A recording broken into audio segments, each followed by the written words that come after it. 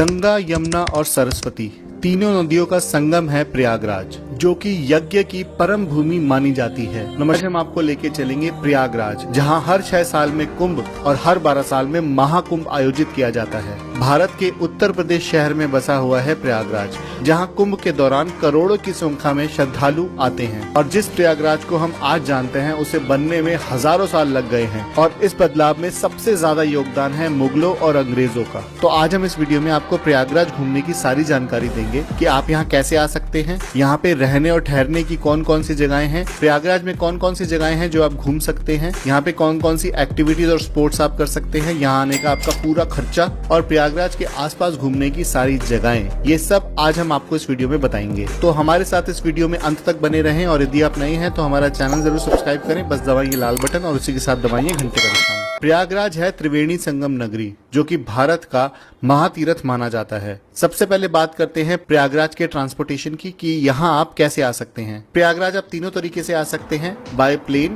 By train या फिर bye बस। प्रयागराज फ्लाइट से आने के लिए आपको उतरना पड़ेगा इलाहाबाद एयरपोर्ट पे, जिसका नाम है बमरौली एयरपोर्ट, जो कि प्रयागराज सिटी सेंटर से सिर्फ 12 किलोमीटर दूर है। और एयरपोर्ट से आपको सिटी सेंटर आने में कोई भी लोकल टैक्सी, कैब या रिक्शा मिल जाएगी। दिल्ली से प्रयागराज की रिटर्न फ्लाइट पड़ती है आपको तकरीबन 5 से 6 हजार रुपए की। अगर आप ट्रेन से प्रयागराज आना चाहते हैं तो इलाहाबाद में 4 मेजर स्टेशन हैं: Allahabad junction, Prayag station, city station Rambagh में और दरियागंज स्टेशन। आपको अपनी सिटी से इन स्टेशन की ट्रेन जरूर मिलेगी। इन स्टेशन से आपको अपने होटल जाने के लिए कोई भी कैब, ऑटो रिक्शा आसानी से मिल जाएगी। दिल्ली से प्रयागराज ट्रेन में आने के लिए आपको तकरीबन लगेंगे 400 रुपए। अगर आप प्रयागराज बस से आना चाहते हैं तो हर बड़ी सिटी से आपको प्रयागराज की डायरेक्ट बस मिल जाएगी, जैसे कानपुर, लखनऊ, भोपाल, जयपुर या फिर न्यू दिल्ली। दिल्ली से प्रयागराज की आपको वॉल्वो बस की टिकट पड़ेगी तकरीबन 900 से 1000 रुपए की। प्रयागराज सिटी घूमने के लिए आपको बड़ी आसानी से बैटरी रिक्शा या फिर टैक्सी मिल जाएगी और यहाँ पर आप आकर अपनी पर्सनल स्कूटी या बाइक भी हायर कर सकते हैं, जो कि आपको पड़ेगी तकरीबन 400 रुपए प्रतिदिन में। लेकिन यदि आप अपनी फैमिली के साथ प्रयागराज घूमने आए हैं तो हमारा सजेशन ये रहेगा कि आप प्रयागराज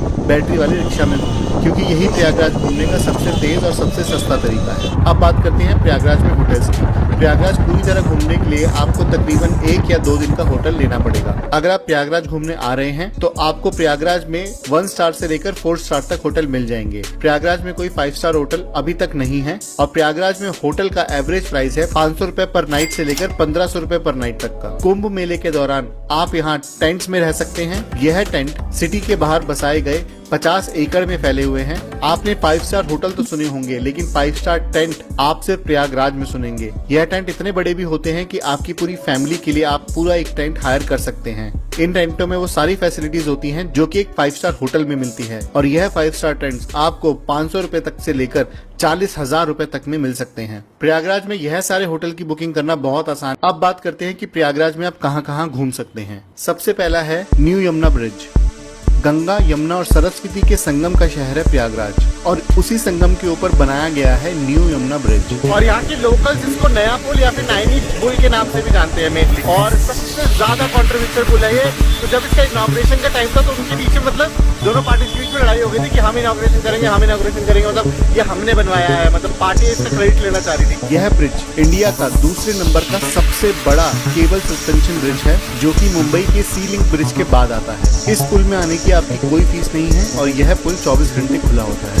न्यू यमुना ब्रिज में आने का सबसे सही समय है शाम के समय, जब यहाँ पे धूप नहीं होती और इस ब्रिज की लाइटिंग देखने में आपको बहुत आनंद आएगा। इसके बाद है आलोपी देवी मंदिर। आलोपी देवी मंदिर, जो कि ललिता देवी मंदिर और माधेश्वरी देवी मंदिर के नाम से भी मशहूर है। 51 शक्तिपीठों में एक मंदिर है आलोपी देवी मंदिर। 51 शक्तिपीठों में से एक शक्तिपीठ है। यहाँ पर उनका एक दाहिना हाथ कट के गिरा था और नीचे गिरने के बाद वो विलुप्त हो गया था, मतलब इनविजिबल हो गया था, फिर आलोप हो गया था, तो इसलिए उनका नाम आलोपी देवी पड़ा है। आलोपी देवी मंदिर की खास बात यह है कि यहाँ पर माता की कोई मूर्ति नहीं है। यहाँ की मूर्ति निराकार है और यहाँ पे मूर्ति की बजाय झूले की पूजा की जाती है और इसी झूले को पहनाए जाते हैं माता के वस्त्र। कहा जाता है कि इसी झूले के नीचे वो कुंड है जहाँ पे माता का दाहिना हाथ आके विलुप्त हो गया था। आलोपी देवी मंदिर आने की कोई टिकट नहीं है और यहाँ की टाइमिंग है सुबह 6 बजे से लेकर शाम को 8 बजे तक। और इस मंदिर में सबसे ज्यादा भीड़ होती है मंगलवार को। है चंद्रशेखर आजाद पार्क, चंद्रशेखर आजाद पार्क प्रयागराज के दिल में बसा हुआ 133 एकड़ बड़ा है चंद्रशेखर आजाद। 27 फरवरी 1931 में भारत के स्वतंत्रता सेनानी श्री चंद्रशेखर आजाद जी इस पार्क में अंग्रेजों से लड़ते हुए शहीद हो गए थे। तभी से इस पार्क का नाम है चंद्रशेखर आजाद पार्क। इस पार्क की बनावट कुछ इस तरीके से है। इस पार्क में है 6 गेट। पार्क की एंट्री आप किसी भी गेट से कर सकते हैं और पार्क में वो जगह जहाँ पर चंद्रशेखर आजाद जी शहीद हुए थे वहाँ चंद्रशेखर आजाद जी की स्मारक बनी हुई है। बात और भाई, बुखारा उस बंदूक का नाम है जिससे चंद्रशेखर आजाद जी ने अंग्रेजों का मुकाबला किया था और इसी बंदूक से उन्होंने खुद को गोली मारा है। लेटे हुए हनुमान जी का मंदिर प्रयागराज के त्रिवेणी संगम से सिर्फ 500 मीटर दूर है लेटे हुए हनुमान जी का मंदिर। बड़े हनुमान जी का यह मंदिर किले वाले हनुमान जी और लेटे हुए हनुमान जी के नाम से भी बहुत मशहूर है। जो भी भक्तजन त्रिवेणी संगम पे स्नान करता है वो लेटे वाले हनुमान जी के दर्शन जरूर करता है। कहा जाता है कि सच्चे मन से यहाँ पे जो भी मांगो वो मुराद जरूर पूरी होती है। बड़े हनुमान जी का जिक्र पुराणों में भी किया गया है। दुनिया भर में अकेली ऐसी जगह है जहां हनुमान जी की लेटी हुई प्रतिमा है। हनुमान जी के बाएं पांव के नीचे कांता देवी और दाएं पांव के नीचे अहिरावण दबे हुए हैं। लेटे हुए हनुमान जी के मंदिर की कोई एंट्री टिकट नहीं है और यहाँ आने की टाइमिंग है सुबह 5:30 बजे से लेकर दोपहर को 2 बजे तक और शाम को 5 बजे से लेकर रात को 8 बजे तक। और इस मंदिर में भी सबसे भीड़ वाला समय होता है मंगलवार का। अगला है त्रिवेणी संगम। संस्कृत में संगम का मतलब होता है मिलाप और यह वो जगह है जहाँ पे भारत की सबसे बड़ी 3 नदियों का मिलाप होता है, गंगा, जमुना और अदृश्य सरस्वती। हालांकि सरस्वती नदी अदृश्य नदी है लेकिन फिर भी यहाँ पे हर 6 साल में कुंभ और हर 12 साल में महाकुंभ मेला लगता है जो कि दुनिया की सबसे बड़ी गैदरिंग होती है। हर 12 साल में आयोजित किए जाने वाले इस मेले में तकरीबन 10 करोड़ लोग हिस्सा लेते हैं और ये प्रथा 2000 साल पुरानी है। कहा जाता है कि इस मेले में इतने लोग होते हैं कि सारे लोग एक साथ देखने के लिए आपको स्पेस में जाना पड़ेगा। संगम में आने की कोई फीस नहीं है और यह घाट 24 घंटे खुला होता है लेकिन यहाँ आने का सबसे सही समय है सुबह प्रातःकाल। अब बात करते हैं कि प्रयागराज में खाने पीने की सबसे बढ़िया जगह कौन कौन सी हैं। सबसे पहले हम नाम लेंगे निराला चाट भंडार का। निराला चाट भंडार की चाट प्रयागराज में बहुत फेमस है जो कि देसी घी में बनाई जाती है और यहाँ की चाट का स्वाद बहुत जबरदस्त माना जाता है।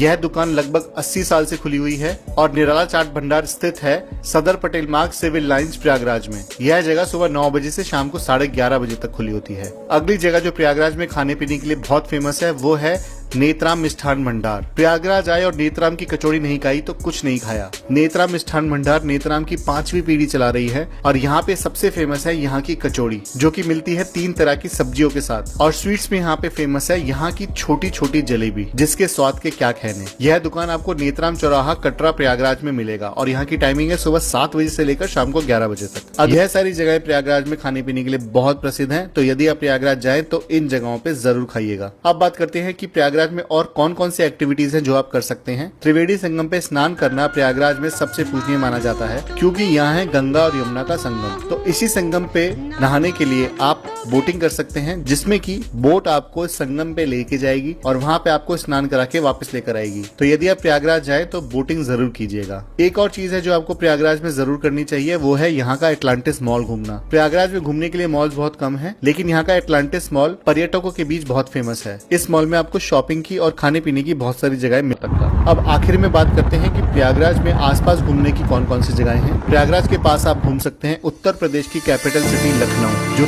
उत्तर प्रदेश की सबसे सुंदर सिटी है और यहाँ घूमना जरूर बनता है। इसी के पास आपको पड़ेगा वाराणसी जिसे हम भारत का सबसे बड़ा काशी धाम भी बोलते हैं। यहाँ का गंगा स्नान बहुत पूजनीय है। हमारी प्रयागराज की short travel guide. I hope आपको वीडियो पसंद आई है। अगर पसंद आई है तो लाइक का बटन जरूर दबाएं और यदि आप नहीं है तो हमारा चैनल जरूर सब्सक्राइब करें। बस दबाइए लाल बटन और इसी के साथ दबाइए घंटे का निशान। और यदि आप प्रयागराज की इससे भी ज्यादा डिटेल ट्रैवल गाइड चाहते हैं और भारत की अलग अलग जगहों की ट्रैवल गाइड चाहते हैं तो वी विल बी वेल। नमस्ते।